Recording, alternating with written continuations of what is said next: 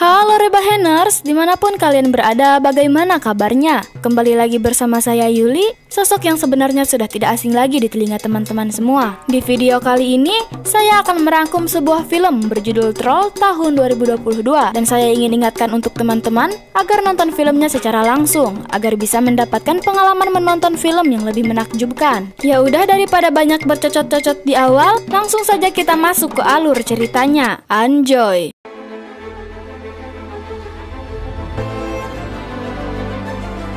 Kisah diawali dengan memperlihatkan seorang gadis muda yang sedang bersama ayahnya melakukan pendakian di pegunungan Romsdalen sampai ke puncaknya yang dinamakan Puncak Troll. Yang di sana ayahnya bercerita mengenai 13 makhluk purba kuno yang menjadi batu setelah terkena matahari terbit, sampai akhirnya menghadap ke arah lereng gunung dan melihat sebuah wajah di sana.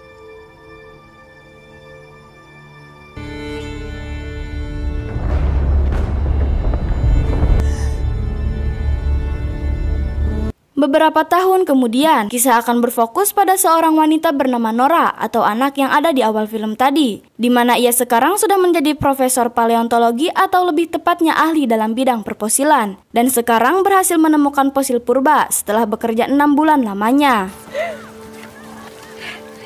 My God, would you look at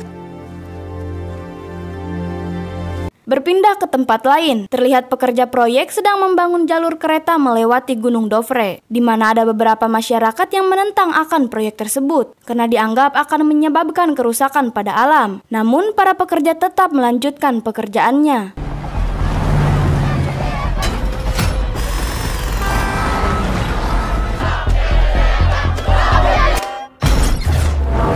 Setelah melakukan peledakan, para pekerja itu pun kembali masuk untuk melihat hasil ledakannya. Namun sesampainya di dalam, terjadi getaran serta terdengar suara raungan yang sangat mengerikan, sehingga mereka langsung berlarian keluar dari tempat itu. Akan tetapi,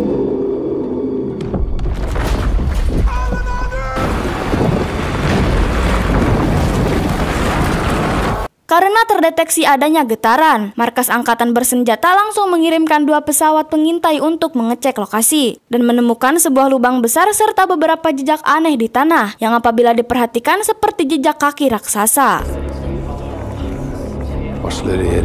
Merasa hal itu akan menjadi sebuah ancaman bagi negara, jenderal langsung memerintahkan pasukannya untuk menjemput beberapa tokoh negara demi mengadakan sebuah rapat penting, di mana Perdana Menteri mengusulkan untuk mendatangkan ahli geologi yang bisa memecahkan insiden tersebut. Nei, men vi trenger geologer. Di waktu yang bersamaan, terlihat Nora yang sedang mengadakan perayaan kecil-kecilan dengan rekan kerjanya tiba-tiba dijemput oleh tentara militer atas permintaan pemerintah untuk menganalisa insiden yang baru saja terjadi.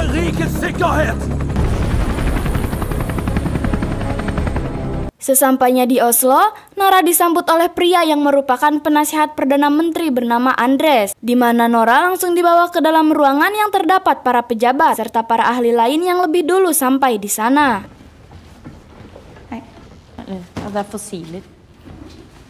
Di sana, mereka membahas penyebab sebuah lubang dan cekungan yang terjadi di gunung dan mulai memberikan pendapat atas fenomena yang baru saja terjadi, di mana Nora memberikan kemungkinan bahwa itu bukanlah fenomena alam yang terjadi secara alami, karena jejak kaki raksasa terlihat jelas di sana, namun tidak disetujui oleh mereka.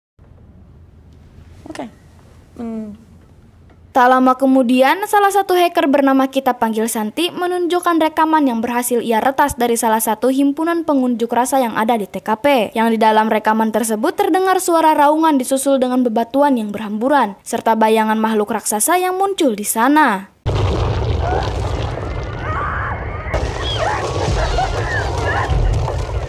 Gå tillbaka litt i filmen. Di tempat lain terlihat sepasang kakek nenek yang sedang menikmati teh panas tiba-tiba merasa panik setelah mendengar suara langkah kaki yang sangat keras serta perabotan rumah yang seketika berjatuhan, di mana mereka memutuskan untuk bersembunyi dan setelah merasa aman mereka pun akhirnya keluar. Tetapi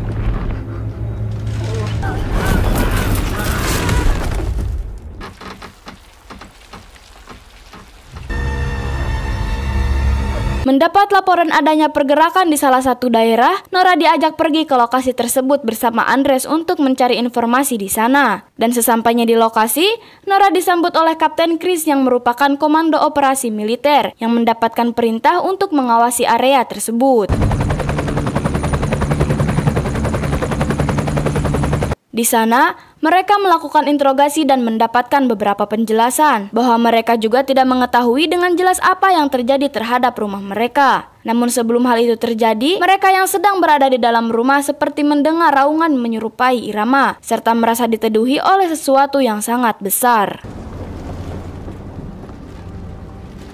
Setelah menyinari cekungan itu dengan cahaya ultraviolet, Nora sama sekali tidak menemukan jejak biologis di sana, sehingga dia langsung bergegas mendatangi jejak terakhir, namun tetap tidak menemukan sesuatu, meskipun dengan bantuan alat canggih sekalipun. Ingen blev rätt så det är ingen tanke till liv. Singkat cerita, pergilah mereka ke salah satu daerah yang hanya terdapat satu gubuk kecil, lalu disambut oleh seorang pria bernama Tobias yang ternyata merupakan ayah kandung Nora itu sendiri dan merupakan profesor ahli folklore yang meneliti sejarah, dongeng, serta kebudayaan turun-temurun, namun lebih memilih menjauhi peradaban setelah berbeda alam dengan istrinya. Kan vi gå inn en tur og bare snakke sammen? Hvor lenge siden? Di dalam gubuk tersebut terdapat banyak gambar makhluk troll dan beberapa artikel bersejarah, di mana setelah melihat rekaman yang baru saja terjadi, Tobias menjadi semakin yakin bahwa itu adalah makhluk purba yang 1000 tahun lalu pernah berkeliaran di Norwegia dan langsung berantusias untuk pergi meneliti bersama mereka. Ut på eventyr. Ha suge. Di dalam helikopter, Tobias terus saja berbicara hal aneh yang dianggap tahayul oleh anaknya sendiri, di mana setelah sampai di titik terakhir, Tobias meminta untuk turun dan mengeceknya dengan cara melompat-lompat di sana, karena menurutnya lokasi tersebut berbeda dengan dataran yang terdapat dalam peta. Dan tiba-tiba,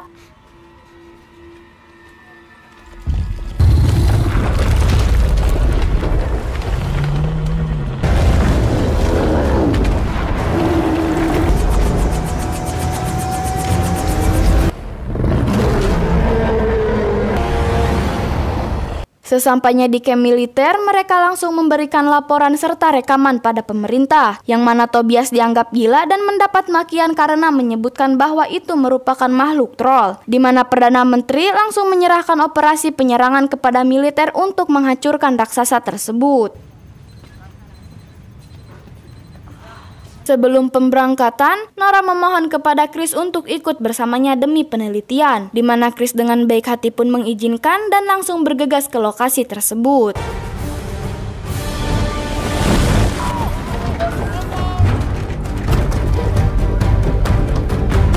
Sesampainya di sana, mereka langsung bergegas mengambil posisi masing-masing, di mana Tobias mengajak Nora berbicara dan meminta maaf akan masa lalu setelah masuk penjara, yang membuat seisi keluarga menjadi amburadul, sehingga hubungan di antara mereka kembali membaik saat itu juga. Tak lama setelah itu, troll menampakkan diri dan berjalan mendekat ke arah mereka, di mana jenderal yang berada di markas sontak menyuruh pasukan militer untuk segera melakukan penyerangan. Akan tetapi,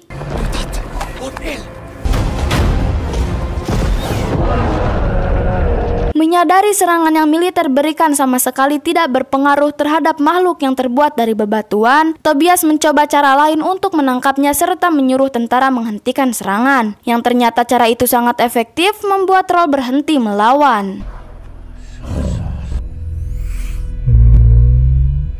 Namun tak lama setelah itu, salah satu tentara malah menembak yang membuat troll kembali murka dan tanpa sengaja menendang Tobias sampai akhirnya mengalami sekarat dan hanya bisa tersenyum kepada Nora sambil menyebutkan istana kerajaan sebelum akhirnya meninggal di sana.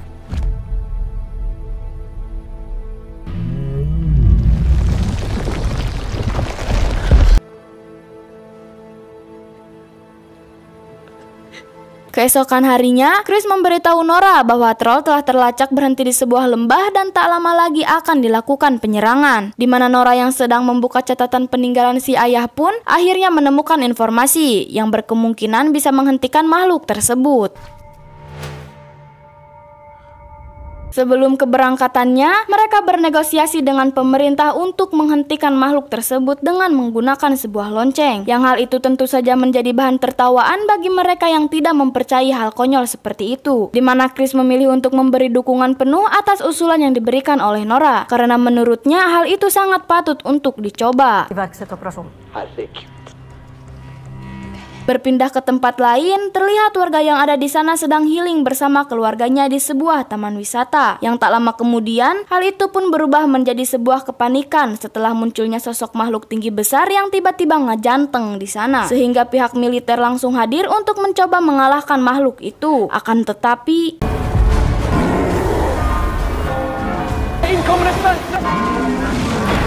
ketika sedang melakukan perlawanan, terlihat sebuah helikopter akan jatuh tepat mengenai seorang anak kecil. Namun anak tersebut langsung diselamatkan oleh makhluk itu sendiri, lalu kemudian bergegas pergi meninggalkan tempat itu.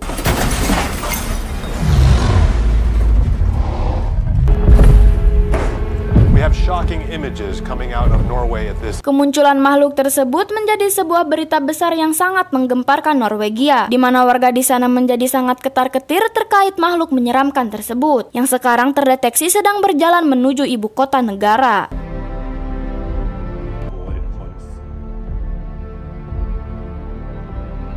Atas kegagalannya, Nora tidak lagi mendapatkan kepercayaan dari Perdana Menteri yang menganggapnya terlalu mengaitkan makhluk tersebut dari dalam sebuah dongeng dan menyuruhnya untuk berhenti berpartisipasi dalam upaya menghentikan makhluk tersebut. Ketika hendak pergi dari tempat itu, Nora dihampiri oleh Kapten Chris yang memintanya untuk tidak merasa sungkan apabila sedang membutuhkan bantuan. Pemerintah kembali mengadakan rapat susulan untuk membahas upaya menghentikan makhluk yang dianggap sebuah ancaman, yang mana salah satu dari mereka mengusulkan menggunakan sebuah nuklir yang belum mendapat izin resmi dari pemerintah, di mana Perdana Menteri baru mengetahui akan adanya senjata tersebut. Di sela pembicaraan mereka, Andres yang ada di sana tiba-tiba ikut nimbrung yang membuatnya harus mendapatkan respon kurang mengenakan dari Perdana Menteri. Sampai akhirnya Andres memutuskan untuk resign dan menghampiri Nora untuk sekedar mengantarkannya. Setelah rapatnya selesai, Perdana Menteri sontak membuat saran langsung demi mengimbau warga sekitar agar segera melakukan evakuasi, serta meminta mereka pergi ke lokasi aman sampai keadaan kembali kondusif untuk sementara waktu. Jeg erklærer herved unntakstilstand. Flere menneskeliv går tapt. Jeg ber dere nå fra dypet av mitt hjerte.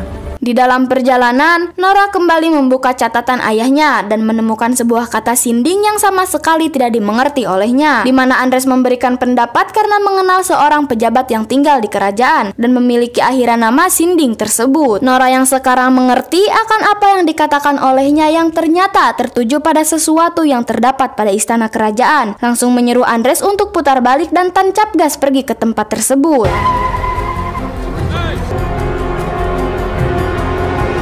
Sesampainya di sana, mereka dihadang oleh penjaga gerbang kerajaan, dan tak lama setelah itu muncullah seseorang yang ternyata merupakan sahabat dekat Tobias, lalu memberikan izin untuk mereka masuk ke dalam dan langsung menunjukkan sebuah rahasia besar yang selama ini disembunyikan dari pemerintah.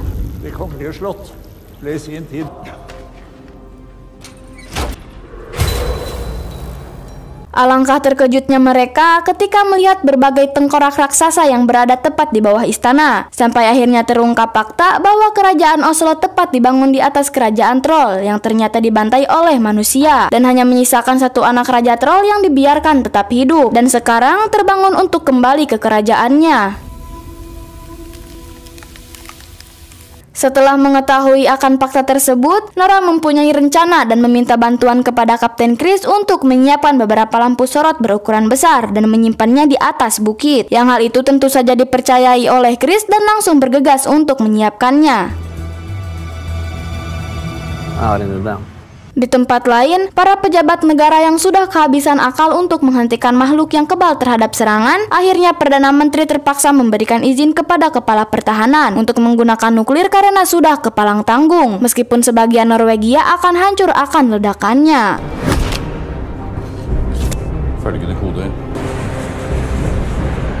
Mengetahui akan adanya pengeboman yang akan segera dilakukan, Andres lantas menghubungi Santi dan meminta bantuan untuk mengulur waktu, serta meretas sistem peluncuran demi mencoba rencana yang akan dilakukan. Tepat ketika hendak melakukan penyerangan, Santi berhasil meretas sistem peluncurannya. Namun Nora malah sempat tidak yakin akan rencana yang akan ia lakukan. Tetapi karena tidak mempunyai pilihan lain, mereka pun langsung melancarkan aksinya.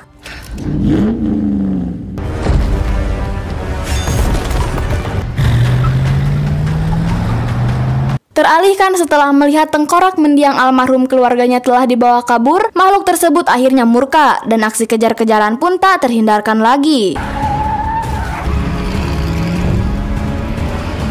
Di tempat lain, Chris sudah menyiapkan jebakan untuk menyambut kedatangan makhluk itu dan memberikan deklarasi semangat kepada rekannya atas kerja keras mereka yang sudah ikut berpartisipasi dalam upaya menyelamatkan negaranya. Di perjalanan, tanpa sengaja tengkorak yang mereka angkut telah terjatuh dan langsung diambil oleh makhluk itu yang membuatnya merasa sangat sedih. Sampai akhirnya, tak sengaja jatuh dari tangannya yang membuat ia benar-benar murka dan emosinya seketika memuncak kepada Nora.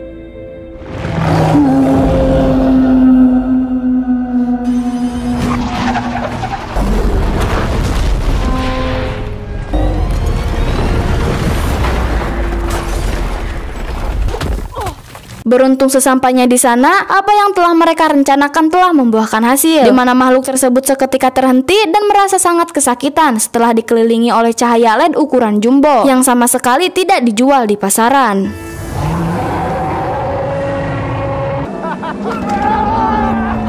Sementara itu, pejabat yang sudah mendapatkan akses penuh untuk melakukan penembakan lantas memberikan izin untuk menembak, namun terpaksa kembali dibatalkan setelah melihat tentara militer sedang ada di sana.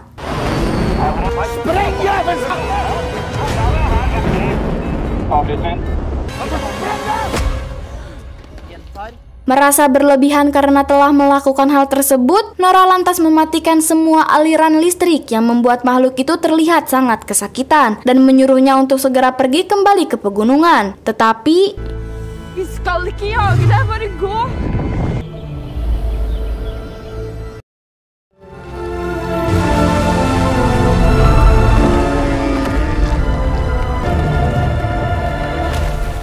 setelah semuanya berakhir, mereka pun akhirnya merasa bahagia, terutama si ibu Perdana Menteri yang tidak jadi meluncurkan nuklir di negara sendiri.